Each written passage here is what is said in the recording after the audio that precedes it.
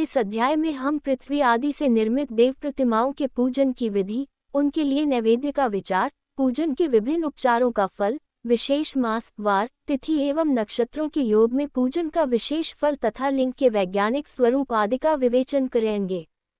ये विघ्नेश्वर संहिता का 16वां अध्याय है। ऋषियों ने कहा, साधु शिरोमणि, अब आप पार्थिव प्रतिमा की पूजा का विधान बताइए, जिससे समस्त अभीष्ट वस्तुओं की प्राप्ति होती है। सूत जी बोले, महर्षियों, तुम लोगों ने बहुत उत्तम बात पूछी है। पार्थिव प्रतिमा का पूजन सदा संपूर्ण मनोरथों को देने वाला है तथा दुख का तत्काल निवारण करने वाला है। मैं उसका वर्णन करता हूँ, तुम लोग उसको ध्यान देकर सुनो। पृथ्वी आदि की बनी हुई देय प्रतिमाओं की पूजा इस भूतल पर अभीष्टदायक मानी गई है। निश्चय ही इसमें पुरुषों का और स्त्रियों का भी अधिकार है। नदी, पोखरे अथवा कुएं में प्रवेश करके पानी के भीतर से मिट्टी ले आए, फिर गंध चूर्ण के द्वारा उसका संशोधन करे और शुद्ध मंडप में रखकर उसे महीन पीसे और साने। इसके बाद हाथ से प्रतिमा बनाए और दूध से उसका सुंदर संस्कार करे। उस प्रतिमा में अंग प्रत्यंग अच्छी तरह प्रकट हुए हो तथा वह सब प्रकार के अस्त्र शस्त्रों से संपन्न बनाई गई हो। तदनंतर उसे पद्मासन पर स्थापित करके आदर पूर्वक उसका पूजन करे। गणेश, सूर्य, विष्णु, दुर्गा और शिव की प्रतिमा का, शिव का एवं शिवलिंग का द्विज को सदा पूजन करना चाहिए। षोडशोपचार पूजन जनित फल की सिद्धि के लिए 16 उपचारों द्वारा पूजन करना चाहिए। पुष्प से प्रोक्षण और मंत्र पाठ पूर्वक अभिषेक करे। अगहनी के चावल से नैवेद्य तैयार। सारा नैवेद्य एक कुडव लगभग पाव भर होना चाहिए।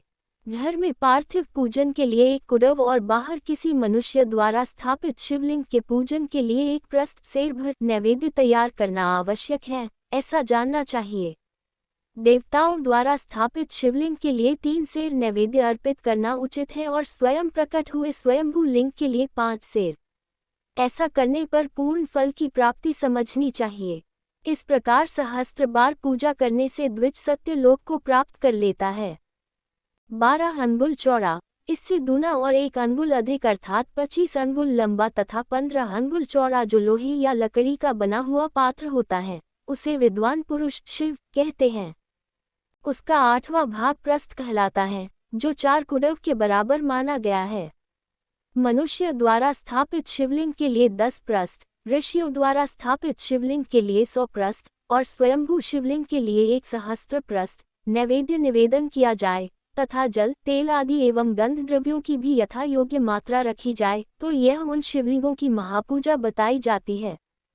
देवता का अभिषेक करने से आत्मशुद्धि होती है, गंध से पुण्य की प्राप्ति होती है, नैवेद्य लगाने से आयु, बति और तृप्ति होती है, धूप निवेदन करने से धन की प्राप्ति होती है, दीप दिखाने से ज्ञान का उदय होता है और तांबूल समर्पण करने से भोग की उपलब्धि होती है।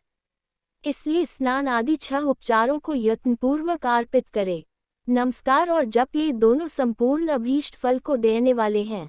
इसलिए भोग और मोक्ष की इच्छा रखने वाले लोगों को पूजा के अंत में सदा ही जप और नमस्कार करने चाहिए। मनुष्य को चाहिए कि वह सदा पहले मन से पूजा करके फिर उन देवताओं के लोकों की प्राप्ति होती है तथा उनके अवान्तर लोक में भी यथेष्ट भोग की वस्तुएं उपलब्ध होती है। अब मैं देव पूजा से प्राप्त होने वाले विशेष फलों का वर्णन करता हूँ। द्विजो, तुम लोग श्रद्धापूर्वक सुनो। विघ्नराज गणेश की पूजा से भूलोक में उत्तम अभीष्ट वस्तु की प्राप्ति होती है। शुक्रवार को, श्रावण और भाद्रपद मासों के शुक्ल पक्ष की चतुर्थी को और पौष मास में शतभिषा नक्षत्र के आने पर विधि पूर्वक गणेश जी की पूजा करनी चाहिए। 100 या सहस्त्र दिनों में 100 या सहस्त्र बार पूजा करे। देवता और अग्नि में श्रद्धा रखते हुए किया जाने वाला उनका नित्य पूजन मनुष्यों को पुत्र एवं अभीष्ट वस्तु प्रदान करता है। वो समस्त पापों का शमन तथा भिन्न भिन्न दुष्कर्मों का विनाश करने वाला है। विभिन्न वारों में की हुई शिव आदि की पूजा को आत्मशुद्धि प्रदान करने वाली समझना चाहिए। वार या दिन, तिथि, नक्षत्र और योगों का आधार है। समस्त कामनाओं को देने वाला है, उसमें वृद्धि और क्षय नहीं होता, इसलिए उसे पूर्ण ब्रह्मस्वरूप मानना चाहिए। सूर्योदय काल से लेकर सूर्योदय काल आने तक एक वार की स्थिति मानी गई है जो ब्राह्मण आदि सभी वर्णों के कर्मों का आधार है। विहित तिथि के पूर्व भाग में की हुई देव पूजा मनुष्यों को पूर्ण भोग प्रदान करने वाली होती है। यदि मध्याह्न के बाद तिथि का आरंभ होता है तो रात्रि युक्त तिथि का पूर्व भाग पितरों के श्राद्धादि कर्म के लिए उत्तम बताया जाता है। ऐसी तिथि का परभाग ही दिन से युक्त होता है, अतः वही देवकर्म के लिए प्रशस्त माना गया है। यदि मध्याह्न काल तक तिथि रहे तो उदय व्यापिनी तिथि को ही देवकार्य में ग्रहण करना चाहिए। इसी तरह शुभ तिथि एवं नक्षत्र आदि ही देवकार्य में ग्राह्य होते हैं। वार आदि का भली भांति विचार करके पूजा और जप आदि करने चाहिए। वेदों में पूजा शब्द के अर्थ की इस प्रकार योजना की गई है। पूर्जायते अनेन इति पूजा, यह पूजा शब्द की व्युत्पत्ति है। पू का अर्थ है भोग और फल की सिद्धि, वह जिस कर्म से संपन्न होती है उसका नाम पूजा है। मनोवांछित वस्तु तथा ज्ञान ये ही अभीष्ट वस्तुएं हैं। सकाम भाव वाले को अभीष्ट भोग अपेक्षित होता है और निष्काम भाव वाले को अर्थ पारमार्थिक ज्ञान। ये दोनों ही पूजा शब्द के अर्थ है। इनकी योजना करने से ही पूजा शब्द की सार्थकता है। इस प्रकार लोक और वेद में पूजा शब्द का अर्थ विख्यात है। नित्य और नौमित्तिक कर्म कालांतर में फल देते हैं, किंतु काम्य कर्म का यदि भली भांति अनुष्ठान हुआ हो तो वह तत्काल फलद होता है। प्रतिदिन एक पक्ष, एक मास और एक वर्ष तक लगातार पूजन करने से उन कर्मों के फल की प्राप्ति होती है और उनसे वैसे ही पापों का क्रमशः क्षय होता है। प्रत्येक मास के कृष्ण पक्ष की चतुर्थी तिथि को की हुई महागणपति की पूजा एक पक्ष के पापों का नाश करने वाली और एक पक्ष तक उत्तम भोगरूपी फल देने वाली होती है। चैत्र मास में चतुर्थी को की हुई पूजा एक मास तक किए गए पूजन का फल देने वाली होती है और जब सूर्य सिंह राशि पर स्थित हो उस समय भाद्रपद मास की चतुर्थी को की हुई गणेश जी की पूजा एक वर्ष तक मनोवांछित भोग प्रदान करती है, ऐसा जानना चाहिए।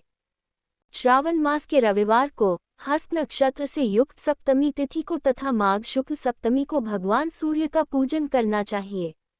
ज्येष्ठ तथा भाद्रपद मासों के बुधवार को श्रवण नक्षत्र से युक्त द्वादशी तिथि को तथा केवल द्वादशी को भी किया गया भगवान विष्णु का पूजन अभीष्ट संपत्ति को देने वाला माना गया है। श्रावण मास में की जाने वाली श्रीहरि की पूजा अभीष्ट मनोरथ और आरोग्य प्रदान करने वाली होती है। अंगों एवं उपकरणों सहित पूर्वोक्त गौ आदि 12 वस्तुओं का दान करने से जिस फल की प्राप्ति होती है उसी को द्वादशी तिथि में आराधना द्वारा श्री विष्णु की तृप्ति करके मनुष्य प्राप्त कर लेता है। जो द्वादशी तिथि को भगवान विष्णु के 12 नामों द्वारा 12 ब्राह्मणों का षोडशोपचार पूजन करता है वह उनकी प्रसन्नता प्राप्त कर लेता है। इसी प्रकार संपूर्ण देवताओं के विभिन्न 12 नामों द्वारा किया हुआ 12 ब्राह्मणों का पूजन उन देवताओं को प्रसन्न करने वाला होता है। कर्क की संक्रांति से युक्त श्रावण मास में नवमी तिथि को मृगशिरा नक्षत्र के योग में अंबिका का पूजन करे। वे संपूर्ण मनोवांछित भोगों और फलों को देने वाली है। ऐश्वर्य की इच्छा रखने वाले पुरुष को उस दिन अवश्य उनकी पूजा करनी चाहिए। आश्विन मास के शुक्ल पक्ष की नवमी तिथि संपूर्ण अभीष्ट फलों को देने वाली है। उसी मास के कृष्ण पक्ष की चतुर्दशी को यदि रविवार पड़ा हो तो उस दिन का महत्व विशेष बढ़ जाता है। उसके साथ ही यदि आर्द्रा और महार्द्रा सूर्य संक्रांति से युक्त आर्द्रा का योग हो तो उक्त अवसरों पर की हुई शिव पूजा का विशेष महत्व माना गया है। माघ कृष्णा चतुर्दशी को की हुई शिव जी की पूजा संपूर्ण अभीष्ट फलों को देने वाली है। वह मनुष्यों की आयु बढ़ाती, मृत्यु कष्ट को दूर हटाती और समस्त सिद्धियों की प्राप्ति कराती है। ज्येष्ठ मास में चतुर्दशी को यदि महार्द्रा का योग हो अथवा मार्गशीर्ष मास में किसी भी तिथि को यदि आर्द्रा नक्षत्र हो तो उस अवसर पर विभिन्न वस्तुओं की बनी हुई मूर्ति के रूप में शिव की जो 16 उपचारों से पूजा करता है उस पुण्यात्मा के चरणों का दर्शन करना चाहिए। भगवान शिव की पूजा मनुष्यों को भोग और मोक्ष देने वाली है, ऐसा जानना चाहिए। कार्तिक मास में प्रत्येक वार और तिथि आदि में महादेव जी की पूजा का विशेष महत्व है। कार्तिक मास आने पर विद्वान पुरुष दान, तप, होम, जप और नियम आदि के द्वारा समस्त देवताओं का षोडशोपचारों से पूजन करे। उस पूजन में देव प्रतिमा, ब्राह्मण तथा मंत्रों का उपयोग आवश्यक है। ब्राह्मणों को भोजन कराने से भी वह पूजन कर्म संपन्न होता है। पूजक को चाहिए कि वह कामनाओं को त्याग कर पीड़ा रहित शांत को देवाराधन में तत्पर रहे। कार्तिक मास में देवताओं का यजन पूजन समस्त भोगों को देने वाला, व्याधियों को हर लेने वाला तथा भूतों और ग्रहों का विनाश करने वाला है। कार्तिक मास के रविवारों को भगवान सूर्य की पूजा करने और तेल तथा सूती वस्त्र देने से मनुष्यों के कोढ़ आदि रोगों का नाश होता है। हरे, काली मिर्च, वस्त्र और खीरा आदि का दान और ब्राह्मणों की प्रतिष्ठा करने से क्षय के रोग का नाश होता है। दीप और सरसों के दान से मिर्गी का रोग मिट जाता है। कृत्तिका नक्षत्र से युक्त सोमवारों को किया हुआ शिवजी का पूजन मनुष्यों के महान दारिद्र्य को मिटाने वाला और संपूर्ण संपत्तियों को देने वाला है। घर की आवश्यक सामग्रियों के साथ गृह और क्षेत्र आदि का दान करने से भी उक्त फल की प्राप्ति होती है। कृत्तिका युक्त मंगलवारों को श्री स्कंद का पूजन करने से तथा दीपक एवं घंटा आदि का दान देने से मनुष्यों को शीघ्र ही वाक्सिद्धि प्राप्त हो जाती है। उनके मुंह से निकली हुई हर एक बात सत्य होती है। कृत्तिका युक्त बुधवारों को किया हुआ श्री विष्णु का यजन तथा दही भात का दान मनुष्यों को उत्तम संतान की प्राप्ति कराने वाला होता है। कृत्तिका युक्त गुरुवारों को धन से ब्रह्माजी का पूजन तथा मधु, सोना और घी का दान करने से मनुष्यों के भोग वैभव की वृद्धि होती है। कृत्तिका युक्त शुक्रवारों को गजानन गणेश जी की पूजा करने से तथा गंध, पुष्प एवं अन्न का दान देने से मानवों के भोग्य पदार्थों की वृद्धि होती है। उस दिन सोना, चांदी आदि का दान करने से वंध्या को भी उत्तम पुत्र की प्राप्ति होती है। कृत्तिका युक्त शनिवारों को दीपालों की वंदना, दिग्गजों, नागों और सेतुपालों का पूजन, त्रिनेत्रधारी रुद्र, पापहारी विष्णु तथा ज्ञानदाता ब्रह्मा का आराधन और धन्वंतरी एवं दोनों अश्विनी कुमारों का पूजन करने से रोग, दुर्मृत्यु एवं अकाल मृत्यु का निवारण होता है तथा तात्कालिक व्याधियों की शांति हो जाती है। नमक, लोहा, तेल और उड़द आदि का त्रिकुट, सौंठ, पीपल और गोल मिर्च, फल, गंध और जल आदि का तथा घृत आदि द्रव पदार्थों का और सुवर्ण, मोती आदि कठोर वस्तुओं का भी दान देने से स्वर्गलोक की प्राप्ति होती है। इनमें से नमक आदि का मान कम से कम 1 प्रस्थ सेर होना चाहिए और सुवर्ण आदि का मान कम से कम 1 पल। धन की संक्रांति से युक्त पौष मास में उष काल में शिव आदि समस्त देवताओं का पूजन क्रमशः समस्त सिद्धियों की प्राप्ति कराने वाला होता है। इस पूजन में अगहनी के चावल से तैयार किए गए हविष्य का नैवेद्य उत्तम बताया जाता है। पौष मास में नाना प्रकार के अन्न का नैवेद्य विशेष महत्व रखता है। मार्गशीर्ष मास में केवल अन्न का दान करने वाले मनुष्यों को ही संपूर्ण अभीष्ट फलों की प्राप्ति हो जाती है। मार्गशीर्ष मास में अन्न का दान करने वाले मनुष्य के सारे पाप नष्ट हो जाते हैं। वो अभीष्ट सिद्धि, आरोग्य, धर्म, वेद का सम्यक ज्ञान, उत्तम अनुष्ठान का फल, इहलोक और परलोक में महान भोग, अंत में सनातन योग, मोक्ष तथा वेदांत ज्ञान की सिद्धि प्राप्त कर लेता है। जो भोग की इच्छा रखने वाला है वह मनुष्य मार्गशीर्ष मास आने पर कम से कम 3 दिन भी उस काल में अवश्य देवताओं का पूजन करे और पौष मास को पूजन से खाली न जाने दे। उस काल से लेकर संगव काल तक ही पौष मास पूजन का विशेष महत्व बताया गया है। पौष मास में पूरे महीने भर जितेंद्रिय और निराहार रहकर द्विज प्रातः काल से मध्याह्न काल तक वेद माता गायत्री का जप करे। तत्पश्चात रात को सोने के समय तक पंचाक्षर आदि मंत्रों का जप करे। ऐसा करने वाला ब्राह्मण ज्ञान पाकर शरीर छूटने के बाद मोक्ष प्राप्त कर लेता है। द्विजेतर नर नारियों को त्रिकाल स्नान और पंचाक्षर मंत्र के ही निरंतर जप से विशुद्ध ज्ञान प्राप्त हो जाता है। इष्ट मंत्रों का सदा जप करने से बड़े पापों का भी नाश हो जाता है। सारा चराचर जगत बिंदु नाद स्वरूप है। बिंदु शक्ति है और नाद शिव। इस तरह यह जगत शिव शक्ति स्वरूप ही है। नाद बिंदु का और बिंदु इस जगत का आधार है। ये बिंदु और नाद शक्ति और शिव संपूर्ण जगत के आधार रूप से स्थित है। बिंदु और नाद से युक्त सब कुछ शिव स्वरूप है, क्योंकि वही सबका आधार है। आधार में ही आधेय का समावेश अथवा लय होता है। यही सकलीकरण है। इस सकलीकरण की स्थिति से ही सृष्टि काल में जगत का प्रादुर्भाव होता है, इसमें संशय नहीं है।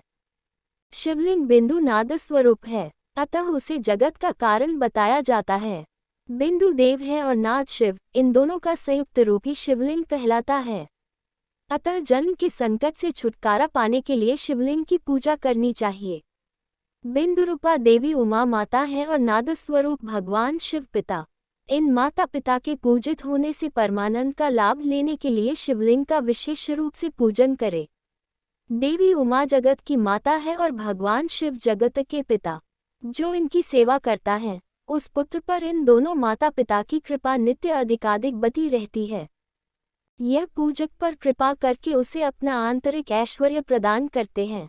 अतः मुनीश्वरों, आंतरिक आनंद की प्राप्ति के लिए शिवलिंग को माता पिता का स्वरूप मानकर उसकी पूजा करनी चाहिए। भर्ग शिव पुरुष रूप है और भर्गा शिवा अथवा शक्ति प्रकृति कहलाती है। अव्यक्त आंतरिक अधिष्ठान रूप गर्भ को पुरुष कहते हैं और सुव्यक्त आंतरिक अधिष्ठानभूत गर्भ को प्रकृति। पुरुष आदि गर्भ है, वो प्रकृति रूप गर्भ से युक्त होने के कारण गर्भवान है, क्योंकि वही प्रकृति का जन्म है। प्रकृति में जो पुरुष का संयोग होता है यही पुरुष से उसका प्रथम जन्म कहलाता है। अव्यक्त प्रकृति से महितत्वादि के क्रम से जो जगत का व्यक्त होना है यही उस प्रकृति का द्वितीय जन्म कहलाता है। जीव पुरुष से ही बारंबार जन्म और मृत्यु को प्राप्त होता है। माया द्वारा अन्य रूप से प्रकट किया जाना ही उसका जन्म कहलाता है। जीव का शरीर जन्म काल से ही जीर्ण छह भाव विकारों से युक्त होने लगता है, इसीलिए उसे जीव संज्ञा दी गई है। जो जन्म लेता और विविध पाशों द्वारा तनाव बंधन में पड़ता है उसका नाम जीव है। जन्म और बंधन जीव शब्द का अर्थ ही है। अतः जन्म मृत्यु रूपी बंधन की निवृत्ति के लिए जन्म के अधिष्ठानभूत मातृ पितृ स्वरूप शिवलिंग का पूजन करना चाहिए। गाय का दूध, गाय का दही और गाय का घी, इन तीनों को पूजन के लिए शहद और शक्कर के साथ पृथक पृथक भी रखे और इन सबको मिलाकर सम्मिलित रूप से पंचामृत भी तैयार कर ले। इनके द्वारा शिवलिंग का अभिषेक एवं स्नान कराए। फिर गाय के दूध और अन्न के मेल से नैवेद्य तैयार करके प्रणव मंत्र के उच्चारण पूर्वक उसे भगवान शिव को अर्पित करे। संपूर्ण प्रणव को ध्वनिलिंग कहते हैं। स्वयंभूलिंग नाद स्वरूप होने के कारण नादलिंग कहा गया है। यंत्र या अर्घा बिंदु स्वरूप होने के कारण बिंदुलिंग के रूप में विख्यात है। उसमें अचल रूप से प्रतिष्ठित जो शिवलिंग है वह मकार स्वरूप है, इसलिए मकार लिंग कहलाता है।